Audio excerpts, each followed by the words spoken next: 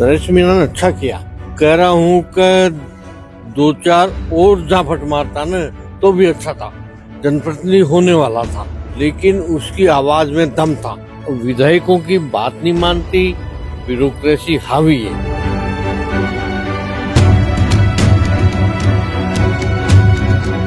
पूर्व विधायक भवानी सिंह राजावत जोधपुर प्रवास पर रहे। वो अपने स्वास्थ्य ठीक नहीं रहने के चलते आपको बता दें, एक धाम पर दिखाने के लिए आए हुए थे। इस दौरान सर्किट हाउस में मीडिया से बात करते हुए भवानी सिंह राजावत ने कहा कि नरेश मीणा ने अच्छा किया, 2-4 थप्पड़ और मारने चाहिए थे। हो सकता है कि नरेश मीणा जनप्रतिनिधि बनता या नहीं बनता, लेकिन उसकी बात सुनी जानी चाहिए थी। वहीं उन्होंने मीडिया से बात करते हुए यह भी कहा है कि विधायकों की बात नहीं सुनी जाती है। ब्यूरोक्रेसी उस समय भी हावी थी और आज भी ब्यूरोक्रेसी हावी है।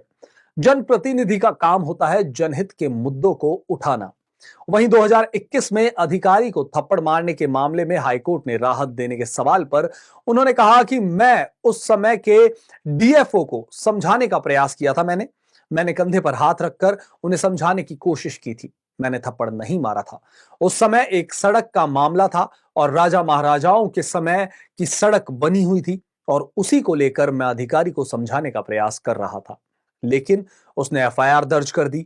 वहीं पूर्व विधायक भवानी सिंह राजावत ने कांग्रेस में शामिल होने के सवाल पर उन्होंने कहा कि कांग्रेस प्रयास करती रहती है, लेकिन मैं पार्टी का वफादार कार्यकर्ता हूं और पार्टी के लिए ही काम करता हूं। मैंने पिछले चुनाव में टिकट नहीं मिलने पर निर्दलीय लड़ने का फैसला लिया था, लेकिन उस समय मुझे 7,000 वोट भी नहीं मिले, लेकिन कांग्रेस जीत जाती, इसीलिए मैंने अपना नाम वापस ले लिया। क्या है वो ढाक देवी की जो सड़क है, और वो सड़क राजा महाराजाओं के टाइम की है और उसका काम मैं कर रहा था लगातार।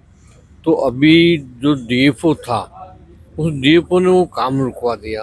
हजारों यात्री परेशान हो रहे थे, तो मैंने उसको कंधे पे हाथ रख के कहा था कि वो नादानी मत कर और ये सड़क बनने दे। हजारों यात्री परेशान हो रहे राज देवी यात्रा में जाने वाले, तो उसने वो काम रोक दिया।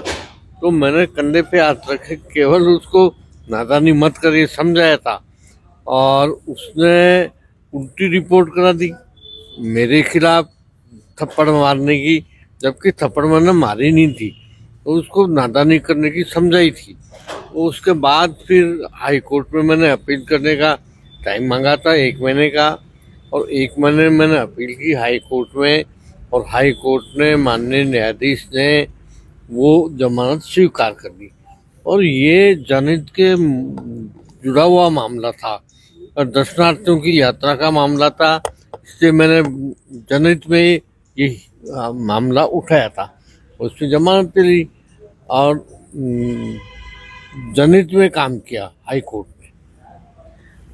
सर 2023 में इस बार आप इतनी बार विधायक रहे हैं, इस बार पार्टी ने आपको टिकट नहीं दिया, तो एक बात सामने आई कि आप निर्दलीय चुनाव लड़ने का भी ऐलान किया, फिर वापस से भाजपा में शामिल हुए। नहीं, जनहित में मैंने चुनाव लड़ा और ठीक है कि हो सकता है 60,000 वोट मेरे आते और मैं तो हारता, लेकिन पार्टी नहीं जीत पाती और कांग्रेस जीत जाती, तो इसलिए मैंने नाम वापस ले लिया।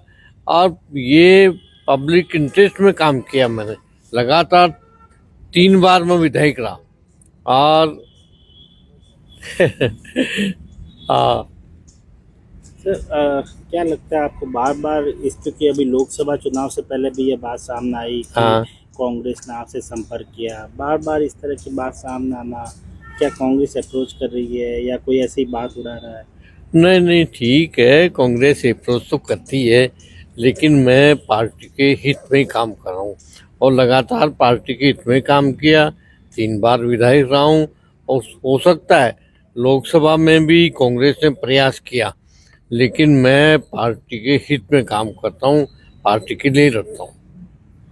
आजकल जो है कर्मचारी किस तरह से देखते हैं, कर्मचारी जो काम नहीं करते हैं और फिर बाद में इस तरह के केस आ जाते हैं, क्या कहेंगे इसके ऊपर? ठीक है, कर्मचारी तो जो है आज भी ब्यूरोक्रेसी हावी है पूरी तरह। ठीक है, पार्टी का चुनाव ये राज है, लेकिन विधायकों की बात नहीं मानती। और ये क्या है कि ब्यूरोक्रेसी हावी है, और इसीलिए पब्लिक के मुद्दे उठाना ये जनहित की बात है, और पार्टी के मुद्दे उठाना ये जनप्रतिनिधि का काम है। तो सर, वसुंधरा राजे जी की सरकार में आप विधायक रहे थे, आप कह रहे हैं ब्यूरोक्रेसी हावी है, आप उस समय को कैसे देखते हैं सर? नहीं, ये तो समय तो हमेशा ही है, लेकिन क्या है कि ये ब्यूरोक्रेसी हावी है जनप्रतिनिधियों के ऊपर, और लगातार जनप्रतिनिधि बात उठाते हैं, लेकिन आज भी जनप्रतिनिधि अपनी बात को उठाते हैं, लेकिन उनकी बात सुनी नहीं जाती, और ब्यूरोक्रेसी हावी है। नरेश मीणा कांड को कैसे देखते हैं सर? नरेश मीणा ने अच्छा किया। नरेश मीणा ने, कह रहा हूँ कि 2-4 और झापट मारता न तो भी अच्छा था। उसकी बात नहीं मानी जाए या ठीक है, जनप्रतिनिधि होने वाला था, ठीक है, हुआ नहीं, लेकिन उसकी आवाज़ में दम था, और इसलिए उसकी बात को सुना जाता और समझा जाता, अच्छी बात थी।